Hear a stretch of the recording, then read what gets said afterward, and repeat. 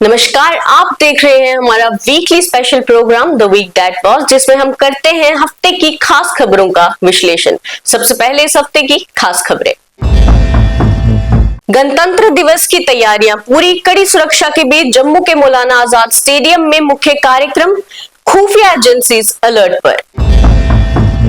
केंद्रीय गृह मंत्री अमित शाह से मिले मुख्यमंत्री उमर अब्दुल्ला, बजट पर बातचीत, 2 फरवरी से शुरू होगा बजट स्तर। जम्मू कश्मीर में बदला मौसम का मिजाज, भारी बर्फबारी से सैलानी खुश, आम जनजीवन पर भी असर। डोडा में सैनिक वाहन दुर्घटनाग्रस्त, 10 जवानों की मौत, 11 घायल, इस वर्ष का सबसे बड़ा सड़क हादसा। इस हफ्ते 2 एनकाउंटर, 2 जगह आईईडी बरामद, ऑपरेशन तराशी जारी। और अब इस हफ्ते की खास खबरों का विश्लेषण मेरे साथ होंगे मेरे सीनियर सहयोगी दीपक अजूरिया।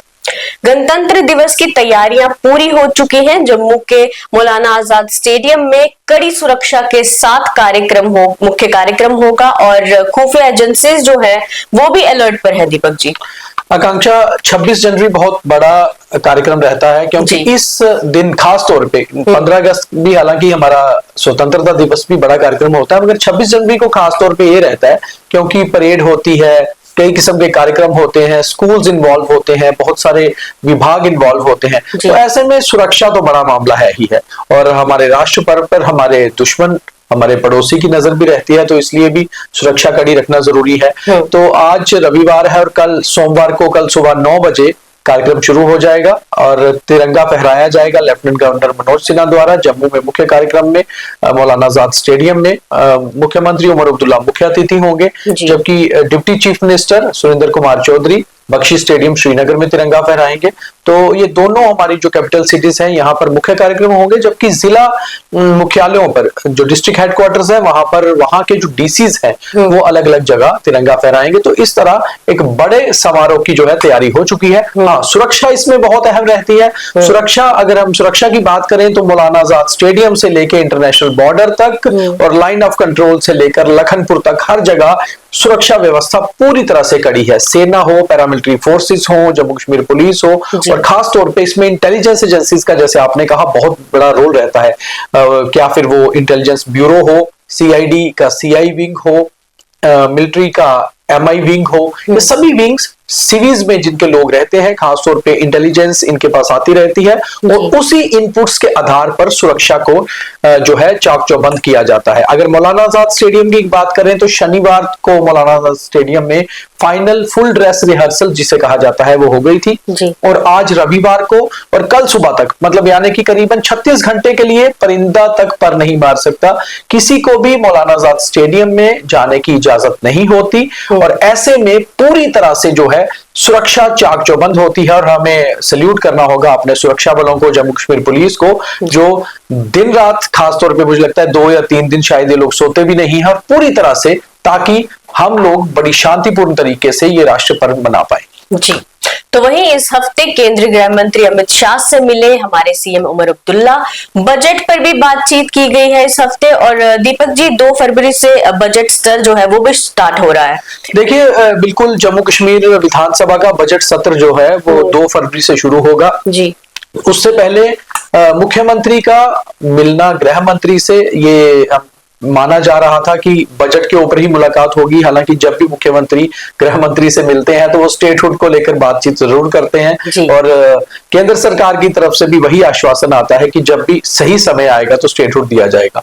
वहीं दूसरी ओर अगर बजट की बात करें, मुख्यमंत्री ने उनसे मुलाकात की सोमवार को दिल्ली में और उसके बाद जब वो जम्मू पहुंचे, जम्मू पहुंचने के बाद 2 दिन उन्होंने बैठकें की अपने सेक्रेटरीज के साथ और अपने विभाग के लोगों के साथ, क्योंकि फाइनेंस डिपार्टमेंट उनके पास है और प्लानिंग भी, कि बजट कैसा रहेगा, क्या क्या फंड्स एलोकेशन होनी चाहिए, किस तरह से किस डिपार्टमेंट की कितने फंड्स होने चाहिए, किसके फंड्स बढ़ाए जाने चाहिए, कम होने चाहिए, और एक फाइल तैयार करके कैबिनेट मीटिंग जो गुरुवार को हुई उसके बीच में उस पर चर्चा करने के बाद वो फाइल लेफ्टिनेंट गवर्नर साहब को भेज दी। अब लेफ्टिनेंट गवर्नर साहब उस फाइल को फॉरवर्ड करेंगे मिनिस्ट्री ऑफ होम अफेयर्स में और फाइनल जो बजट का सिस्टम होता है, क्योंकि जम्मू कश्मीर अभी तक यूटी है और यूटी का डायरेक्ट होम मिनिस्ट्री के अंडर ही उनके सारे फंड्स का सिस्टम आता है। तो अब ये देखना है कि उसमें कुछ एडिट होता है, कुछ अपडेट किया जाता है, नहीं तो वही फाइल जो है फॉरवर्ड होगी और फिर केंद्र सरकार डिसाइड करेगी कि क्या बजट जम्मू कश्मीर का इस साल का रहने वाला है। जी, तो वहीं इस हफ्ते जम्मू कश्मीर में मौसम ने भी अपना मिजाज बदला।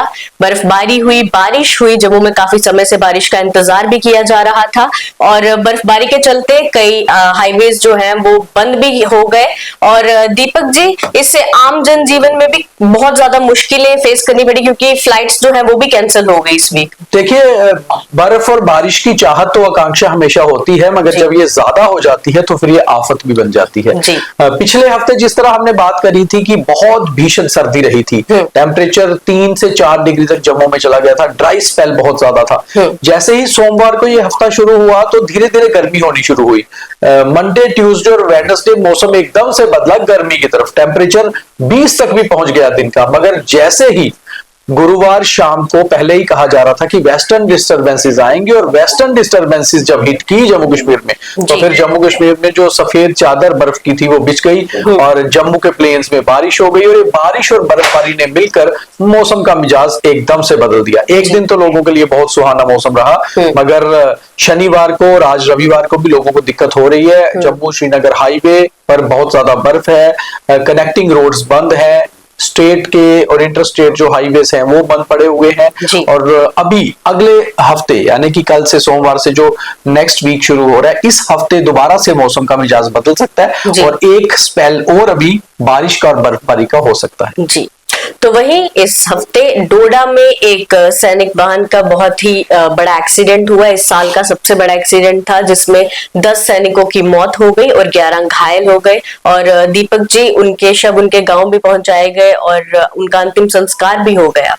आकांक्षा जी, आपने सही कहा कि इस साल का बड़ा एक्सीडेंट तो है ही है। बहुत अनफॉर्चुनेट ये भी रहा, बहुत दर्दनाक बात ये थी कि पिछले एक साल में जम्मू कश्मीर में किसी भी पैरामिलिट्री फोर्स या सेना की गाड़ी का इतना बड़ा हादसा कोई नहीं हुआ, कोई शिकार नहीं हुआ।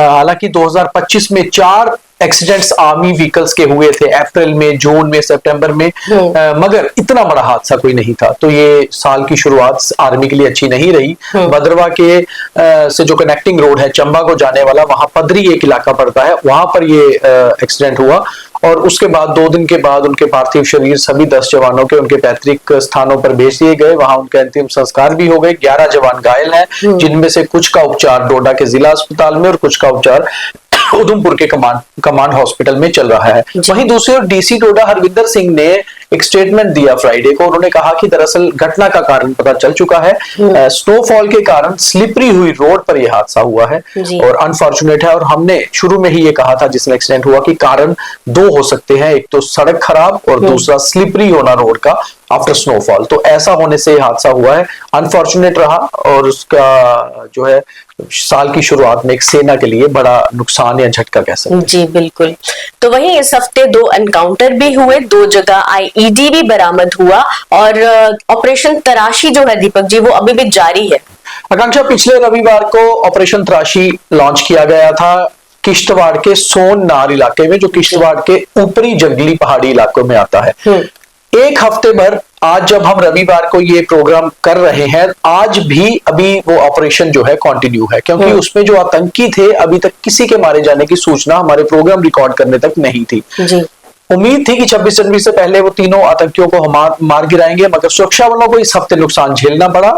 एक सेना का जवान पैरा कमांडो शहीद हो गया, 7 जवान घायल हुए, मगर एक बड़ा हाइड आउट हमें मिला। ये हाइड आउट ऑलमोस्ट वैसा ही था जैसे कारगिल वॉर के दौरान 1999 में पाकिस्तानी आर्मी सोल्जर्स और टेररिस्ट ने बनाया हुआ था, पत्थरों से बनाया हुआ हाइड आउट, और वहां इतना ज्यादा सामान कि आप 6 महीने भी सरवाइव कर पाए। एक चीज इससे साफ हुई कि आतंकी लंबी लड़ाई लड़ने के लिए पहुंचे थे और अब वहां से स्लिप कर चुके हैं और आगे पीछे यानी कि छात्रू इलाके में कहीं छुपे हुए हैं। बीच में 2-3 बार कांटेक्ट हुआ है, मगर कांटेक्ट एस्टेब्लिश होने के बाद, ब्रीफ एनकाउंटर होने के बाद दोबारा से आतंकी वहां से निकलने में कामयाब हो सकते हैं, मगर उस इलाके से बाहर जाना पॉसिबल नहीं है क्योंकि सिक्योरिटी फोर्सेस ने उस इलाके को घेर रखा है। कठुआ की बात करें तो कठुआ में शुक्रवार शाम को एक ब्रीफ एनकाउंटर हुआ, क्योंकि वहां भी 1 महीने से ऑपरेशन चल रहा था और एक पाकिस्तानी जैश ए मोहम्मद के आतंकी को मार गिराया गया। और शायद 26 जनवरी जो कल सुबह है उससे पहले पहले एक आधा और आतंकी मार गिराया जाए, क्योंकि वहां भी 2 से 3 आतंकी होने की जानकारी है। जी। बात करें हम आतंकी गतिविधियों की तो साउथ कश्मीर के शोपियां में और नॉर्थ कश्मीर के बारामूला में 2 आईडी इस हफ्ते बरामद हुई। दोनों आईडी को निष्क्रिय कर दिया गया बॉम्ब डिस्पोजल स्क्वाड को बुलाकर, और अच्छी बात यह रही कि कोई भी बड़ा हादसा नहीं हुआ, हादसे को टाल दिया गया। यही कारण है कि 26 जनवरी, 15 अगस्त या कोई भी जो बड़ा त्योहार हमारा नेशनल फेस्टिवल होता है, तो हमारा जो दुश्मन है, हमारे जो पड़ोसी, जहां से हमेशा कोशिश होती है कि भारत में कोई डिस्टर्बेंस की जाए, वहां से ऐसी कोशिशें होती हैं, मगर हमारी फोर्सेस, हमारे इंटेलिजेंस एजेंसीज पूरी तरह से अलर्ट पर है। जी बिल्कुल। तो ये था इस हफ्ते की खास खबरों का विश्लेषण और इस हफ्ते का द वीक दैट वाज। बाकी तमाम खबरों के लिए देखते रहे न्यूज़ रूम 24 आवाज। और चलते चलते आपको रिपब्लिक डे की बहुत हार्दिक शुभकामनाएं। जय हिंद।